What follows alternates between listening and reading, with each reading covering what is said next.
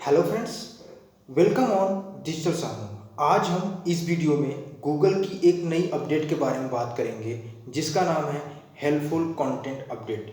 ये अपडेट क्यों लाया गया, इसकी ज़रूरत क्यों पड़ी, ये अपडेट हमारे लिए कितना हेल्पफुल है, इससे हमें क्या एडवांटेज हैं, क्या डिसएडवांटेज हैं, इसके बारे में हम इस वीडियो में कंप्लीट बात करेंगे। सो फ्रेंड्स, हम पहले ये बात कर लेते हैं कि ये हमारे लिए कितना हेल्पफुल है और कितना हेल्पफुल नहीं है। तो इसके बारे में मैं पहले बता दूं कि जो अपडेट है ये बहुत बड़ा अपडेट है जो काफ़ी टाइम बाद आया है कंटेंट को लेके। इससे पहले अगर हम बात करें थोड़ा सा पीछे जाके, तो आज से 10 से 15 साल पहले क्या होता था कि जो भी कंटेंट लोग यूज करते थे उसमें मैक्सिमम लोग स्पिनिंग कंटेंट यूज करते थे। जो आर्टिकल दिया स्पिन करके वो जो जनरेट होता था कंटेंट उसको लोग यूज कर लेते थे। तो वो कंटेंट इतना ज़्यादा फैल गया था तो गूगल ने उस टाइप के कंटेंट को हटाने के लिए एक अपडेट लाया जिसका नाम था पांडा अपडेट, जो 2018 में लाया गया था। ये बहुत बड़ा अपडेट था कंटेंट को लेके।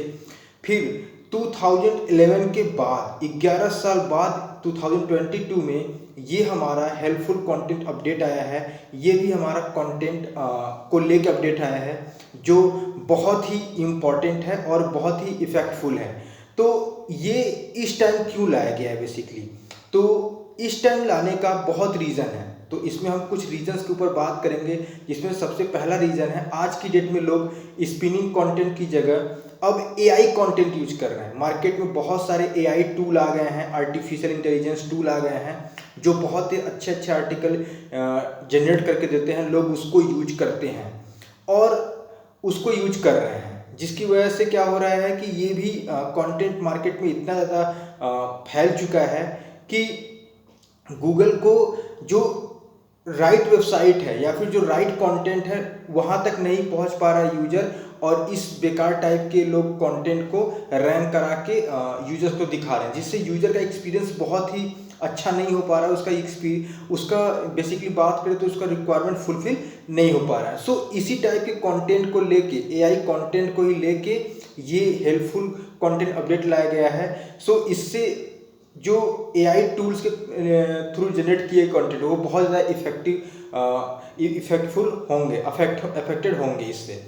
तो अगर हम बात करें फ्रेंड्स तो इसमें और क्या चीज़ें होंगी, जैसे इस कंटेंट अपडेट का मतलब ये है कि आप अभी तक क्या कर रहे थे, एसईओ फ्रेंडली वेबसाइट बना रहे थे, एसईओ फ्रेंडली पेजेस बना रहे थे, एसईओ फ्रेंडली कह लें या फिर एसईओ ऑप्टिमाइज कर रहे थे, एसईओ ऑप्टिमाइज पेजेस बना रहे थे। इसका मतलब ये है कि आप अभी सिर्फ गूगल की नज़रों में अच्छा बनने के लिए, गूगल की नज़रों में अच्छा दिखने के लिए आप पेजेस को ऑप्टिमाइज करते थे कंप्लीट। इट मीन्स आप जो भी टाइटल दे रहे हो, जो भी डिस्क्रिप्शन दे रहे हो, जो यूआरएल दे रहे हो, जो हेडिंग दे रहे हो, जो कंटेंट दे रहे हो वो, और कंटेंट में जो कीवर्ड की डेंसिटी दे रहे हो वो बेसिकली गूगल के गाइडलाइंस को ध्यान में रखते हुए दे रहे हो। बट आप यूजर्स के एक्सपीरियंस को कहीं ना कहीं भूल जा रहे हो कि हमें कहीं ना कहीं यूजर्स के भी रिक्वायरमेंट को भी, यूजर के प्रॉब्लम को भी सॉल्व करना है। तो बहुत सारे लोग क्या कर रहे हैं कि यूजर के एक्सपीरियंस को भूल जा रहे हैं, सिर्फ एसईओ को, सिर्फ गूगल को खुश करने में लगे हैं और एसईओ ऑप्टिमाइज कंटेंट ही दे रहे हैं।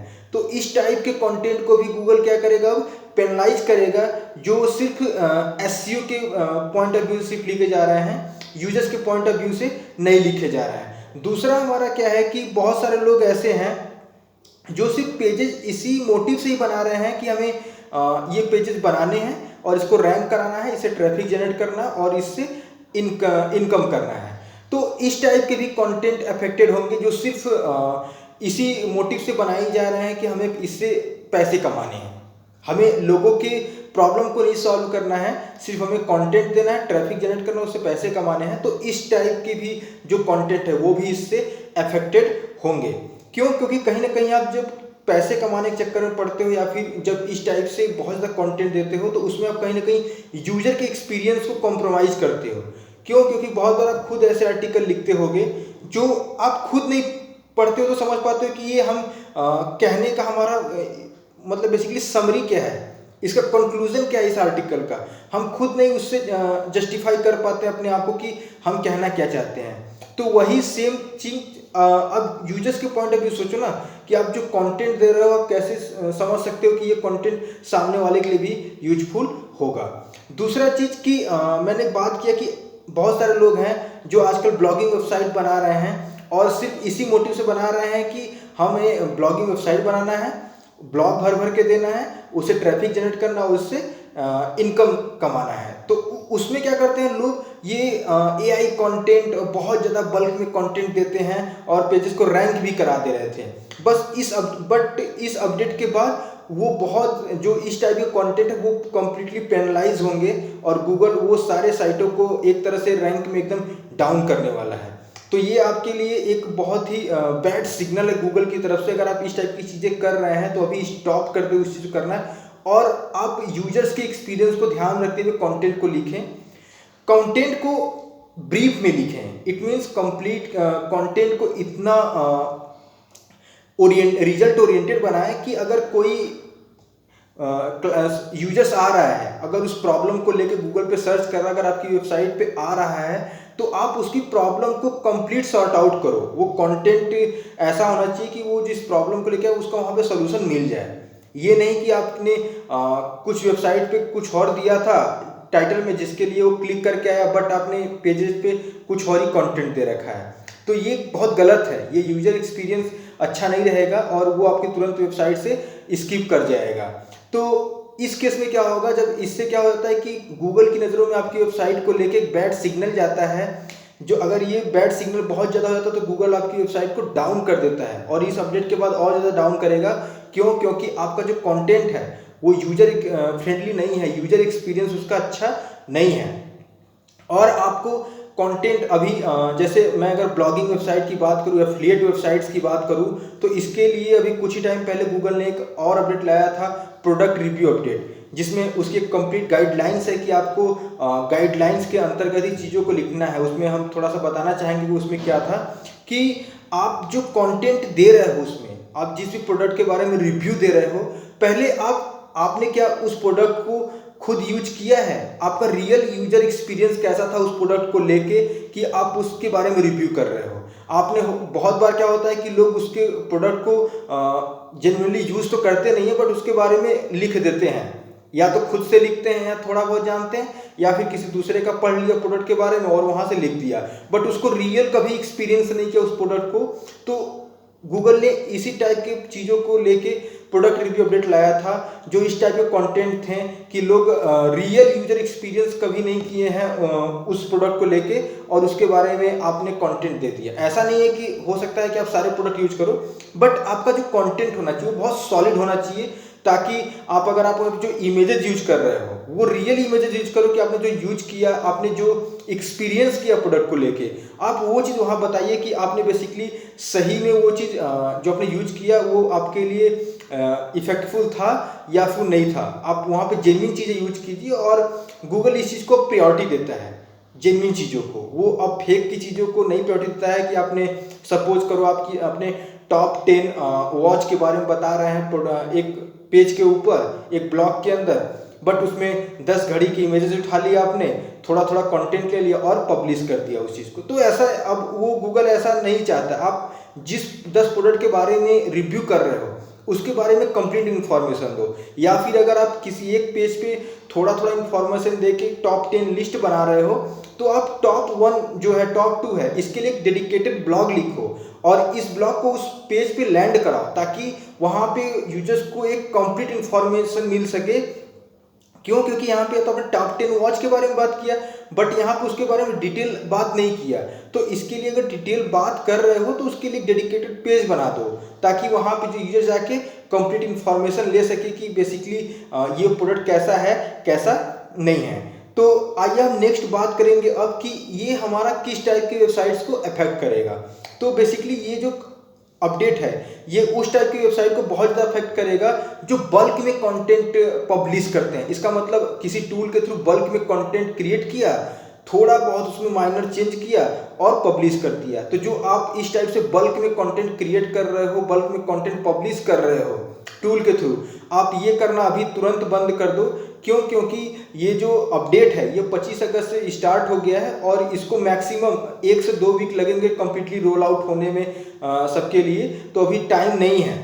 आप भी अगर इस टाइप की चीज़ें कर रहे हो, अगर आप नहीं चाहते कि गूगल आपको पेनलाइज करे, तो ये चीज़ अगर कर रहे हैं तो उसको बंद कर दो। अगर किए हो तो उसको ठीक कर दो आप वेबसाइट के ऊपर, ताकि अगर एक बार पेनलाइज हो गया तो आपका गूगल की नज़रों में आपकी वेबसाइट का इंटेंशन बहुत ही खराब जाता है।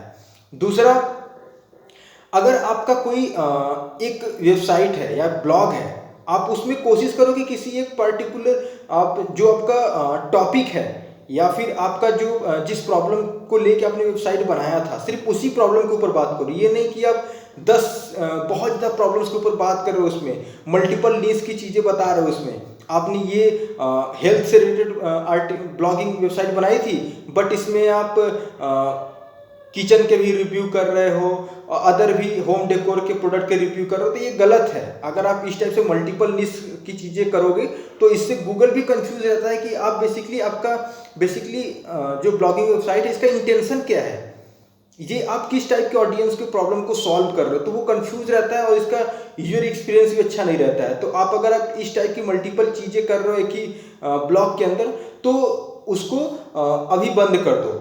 ये सही नहीं है, सही तरीका नहीं है। अगर करना है इस टाइप की चीज़ें तो आप उसको इस तरह से सेग्रीगेट करो ताकि गूगल को क्लियर हो जाए कि मतलब बेसिकली आप मल्टीपल चीज़ें कर रहे हो तो आप उसको एक तरीके से कर रहे हो, बट आपका पर्पज क्लियर होना चाहिए। अगर आप इसे हेल्थ से रिलेटेड कर रहे हो तो आप हेल्थ में बहुत सारी चीज़ें आती हैं, आप हेल्थ के बारे में ही सिर्फ बात करिए कि आपको कैसे डाइट लेने चाहिए, कैसे वर्कआउट करना चाहिए, क्या आपके लिए सही है हेल्थ के लिए, क्या आप उस टाइप की अपडेट दो। उसमें बहुत सारी चीज़ें हैं। बट अगर जैसे आप होम डेकोर से ही रिलेटेड कर रहे हो तो होम डेकोर में बहुत सारी चीज़ें आती हैं, इंटीरियर आता है, फ्लोरिंग आता है, उसमें बहुत सारी चीज़ें आती हैं डेकोरेशन से रिलेटेड, आप उसके बारे में रिव्यू कर सकते हैं। तीसरा है कि आप जैसे बहुत सारे लोग होते हैं कॉपीड कंटेंट यूज करते हैं, मतलब जैसे ये बहुत उस केस में लोग करते हैं, जैसे लोग शायरी के वेबसाइट बनाते हैं या फिर जॉब से रिलेटेड वेबसाइट बनाते हैं। तो ये लोग क्या करते हैं, कॉपीड कंटेंट को ज़्यादा प्रीफर करते हैं। तो अगर इस टाइप से अगर आप लोग कर रहे हैं तो उस चीज़ को अभी बंद कर दें, क्योंकि ये भी चीज़ें बहुत ही अफेक्ट होने वाली हैं। बिकॉज ये क्या होता है कि आपकी कोई वेबसाइट ऐसी नहीं है कि जो इंडिविजुअल वेबसाइट है जहाँ पे इस टाइप की इन्फॉर्मेशन मिल रहा है, इस टाइप की इन्फॉर्मेशन और भी जगह मिल रहे हैं। तो गूगल कैसे इस चीज़ को जस्टिफाई करेगा कि आपकी वेबसाइट में क्या ऐसा डिफरेंट है मैं आपको रैंक कराऊँ। आपने तो सेम वही चीज़ कॉपी करके रैंक करा रहे हो पेज को जो ऑलरेडी लोगों ने किया हुआ है। तो आपको एक कहीं ना कहीं यूनिकनेस को भी दिखाने पड़ेगा कि आपकी वेबसाइट में कुछ ऐसा यूनिक है जो अभी दूसरे लोग नहीं कर रहे हैं। तो आपको इस चीज़ के ऊपर भी फोकस करके थोड़ा सा ध्यान देना होगा। और दूसरा, जैसे कुछ लोग क्लिक बेट के लिए करते हैं कि मतलब टाइटल में कुछ ऐसा दे दिया जिससे यूजर क्लिक करके आता है, बट जैसे ही पेज पे लैंड करता है तो उससे रिलेटेड उसको वो इन्फॉर्मेशन वहाँ पे नहीं मिलता है। तो ये भी बहुत गलत है। इसको तो ऑफ कोर्स वो पहले से भी पेनलाइज कर रहा है, लेकिन अगर आप बचते चले आ रहे हैं अभी उस अपडेट से, तो इस अपडेट में तो फॉर श्योर आप पेनलाइज होगी आपकी वेबसाइट, इसमें कोई डाउट नहीं है। तो अगर आप इस टाइप की चीज़ें कर रहे हैं तो उस चीज़ को अभी बंद कर दें। और जो ये अभी अपडेट है ये कोई मैनुअल पेनाल्टी नहीं है, ये ऑटोमेटिक पेनल्टी लगेगा आपकी वेबसाइट पे और पेनलाइज होगा। बिकॉज जैसे जैसे गूगल आपके वेबसाइट को क्रॉल करता जाएगा, आपके गूगल की नज़रों में आपकी वेबसाइट आती जाएगी, वो वैसे वैसे आपको कंटेंट को पेनलाइज करता जाएगा। तो अगर आप चाहते हैं कि इस टाइप की चीज़ें आपके साथ ना हो, आपके वेबसाइट के साथ ना हो, क्योंकि बहुत लोग हार्ड वर्क करते हो आप, तो आप ये नहीं कि आपने 9 आर्टिकल तो बहुत अच्छा लिखा है, एक आर्टिकल ऐसा लिख दिए हो जिसकी वजह से आपकी वेबसाइट अफेक्ट हो गई। क्यों? क्योंकि ये ब्रॉड अफेक्ट करने वाला है आपकी वेबसाइट को। क्यों? क्योंकि सपोज आपकी वेबसाइट में 50 पेजेस हैं, बट आपने जो AI कंटेंट लिखे हैं 10 पेजेस पे लिखे, 40 पेजेस पे जेन्युइन कंटेंट है जो बहुत अच्छे से लिखा है। तो अगर आपका वो 10 पेज पेनलाइज होगा तो ऐसा नहीं कि वो 10 ही पेज पेनलाइज होगा, ये आपका कंप्लीट वेबसाइट पेनलाइज होगा। इट मीन्स आपके सारे 50 पेज पेनलाइज होंगे। तो ये बहुत बड़ा अपडेट है, तो इसको आपको ध्यान में रखते हुए सारी चीज़ें करनी है। तो आपको मैं आशा करता हूँ कि आपको ये वीडियो इफ़ेक्टफुल रहा होगा, आपके बहुत ज़्यादा इन्फॉर्मेशन मिला होगा आपको इस वीडियो से कि हमें क्या करना चाहिए और क्या नहीं करना चाहिए। सो फ्रेंड्स, अगर आप इस टाइप की चीज़ें कर रहे हैं तो आप इस चीज़ को ना करें, जेन्युइन तरीके से करें, बिकॉज वो आपके लिए भी अच्छा रहता है और यूजर्स के लिए भी अच्छा रहता है, क्योंकि कोई भी यूजर्स आपकी वेबसाइट पर तभी आता है जब उसको कोई प्रॉब्लम होती है तो उसके सोल्यूशन के लिए आता है। जब उसको वो सोल्यूशन आपकी वेबसाइट पे मिलेगा ही नहीं तो आपकी वेबसाइट को दोबारा क्यों आएगा। तो आप जब भी कोई भी काम करें, वेबसाइट किसी भी निश से रिलेटेड हो, तो उसको ऐसा बनाएं, उसको ऐसा डिटेल बनाएं ताकि यूजर जब एक बार आए तो वहाँ पे उसको कंप्लीट इन्फॉर्मेशन मिल जाए, उसको किसी दूसरे वेबसाइट पे जाने की ज़रूरत ना पड़े। तो ये ओवरऑल एक डिस्कशन था, ओवरव्यू था, समरी था बेसिकली हेल्पफुल कंटेंट अपडेट के बारे में कि ये है क्या, इससे क्या इफेक्ट होंगी, और दूसरा कि इसमें हमने how to recover our website. अगर ये बहुत हो सकता है आप ये वीडियो बहुत लेट में देख रहे हो, जब ये अफेक्ट कर चुका होगा वेबसाइट को, तो आपको कैसे ठीक करना है। तो चीज़ें वही हैं, आपको जो भी आप नए कंटेंट लिखेंगे उसको गाइडलाइंस के अंदर लिखना है जो गूगल के हैं, और दूसरा जो आपने पहले से कंटेंट लिखे हैं उसको थोड़ा सा पॉलिश करिए, उसको अच्छे से लिखिए, या फिर उसको अगर ज़रूरत है हटाने की तो कम्प्लीटली हटा ही दीजिए पेज से, कोई दिक्कत नहीं है। अगर उसमें लगता है कि थोड़ा बहुत मॉडिफिकेशन करना है तो उसको पॉलिश्ड कंटेंट लिखिए, और कोशिश करिए कि कंटेंट को डीप में देने के लिए, इट मीन्स कंप्लीट इन्फॉर्मेशन देने के लिए। यहाँ पे कंप्लीट इन्फॉर्मेशन देने का मतलब ये नहीं है कि ज़बरदस्ती कंटेंट को खींचिए आप, ज़बरदस्ती कंटेंट को नहीं खींचना है। अगर कंटेंट आपको लगता है कि 500-600 वर्ड का है तो उसको ज़बरदस्ती 2000 वर्ड का मत बनाइए कि लॉन्ग टेल जो कंटेंट आजकल मार्केट में लोग कह रहे हैं कि लॉन्ग टेल कंटेंट जल्दी इफेक्ट करते हैं, पेजेस को जल्दी इंडेक्स होते हैं। आपको भी पता है कि कितनी इंडेक्सिंग की इशू चल रही है इस टाइम, और कितना हेल्पफुल है, कितना हेल्पफुल नहीं है। तो इस टाइप की चीज़ों से आप बचें, और जो भी चीज़ें कर रहे हैं जेन्युइन करें। आशा करता हूँ आपको ये वीडियो पसंद आया होगा। अगर आपने हमारे वीडियो को अभी तक चैनल को सब्सक्राइब नहीं किया है तो अभी सब्सक्राइब कर लें, क्योंकि इसी तरह के अपडेट आपको आगे भी देखने को मिलते रहेंगे, और जो भी इसमें और भी पॉइंट्स आने वाले हैं अपडेट्स में ऐड होंगे वो हम आपको अपडेट देते रहेंगे। तो अगर आपने सब्सक्राइब नहीं किया तो चैनल को सब्सक्राइब कर लें, वीडियो को ज़रूर लाइक करें, शेयर करें। मिलेंगे हम नेक्स्ट वीडियो में, तब तक के लिए गुड।